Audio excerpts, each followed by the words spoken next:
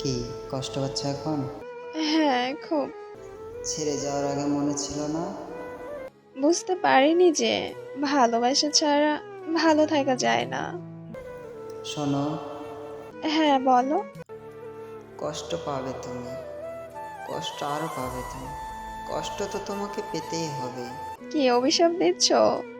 এইভাবে তো তোমাকে ঠকানোর পর থেকে আমি ভালো নেই।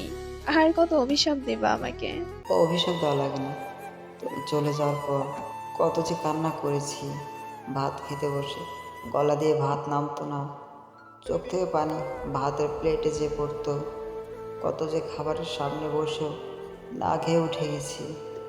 কত রাত ঘুম হয়নি, নিজের অজান্তে চোখের পানি দিয়ে বালিশ ভিজিয়েছি। কারোর সাথে ঠিকভাবে কথাও বলতে পারতাম না। এমনকি ফ্যামিলির লোক কিছু বললেই রেগে যাইতাম। নিজেকে এত বাজে অবস্থা করেছিলাম যে নিজেকে চিনতে পারতাম না। কি মনে করছো আল্লাহ কি এর হিসাব নেবে না? হুম, নেবে না? নেবে, নেবে, অবশ্যই নেবে। আমি তোমার এইসব কথা নিতে পারতেছি না। তোমার পায়ে পড়ি, তুমি আমাকে ক্ষমা করে দাও প্লিজ। ক্ষমা? কিসের ক্ষমা? সরি, আমি সেটা করতে পারবো না, একদম করতে পারবো না। আমার জীবন নিয়ে যে খেলেছে, আমার জীবনের যে 12টা বাজিয়ে দিয়েছে, আমার জীবনটা যে নরক বানিয়ে দিয়েছে, আর যাই হোক আমি তাকে ক্ষমা করবো না, কোনোদিনও ক্ষমা করতে পারবো না। এইভাবে বলো না, আমাকে মাফ করে দাও। আমি আমি এই যন্ত্রণা আর নিতে পারতেছি না। আমি মরে যাব। বিশ্বাস করো, তোমার এই কান্না আমার হৃদয়ে স্পর্শ করতেছে না।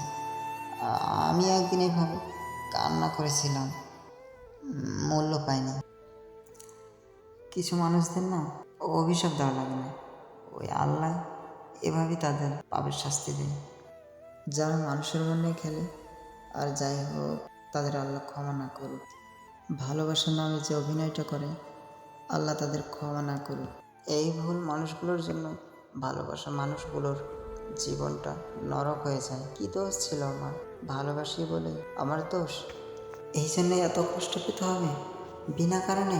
যে আমার জীবনটা এমন বানিয়েছে, আমি ক্ষমা করব না। আমি তাই কখনোই ক্ষমা করব না, কখনোই না। আর যাই হোক, বেঈমানকে কখনো ক্ষমা করা যায় না।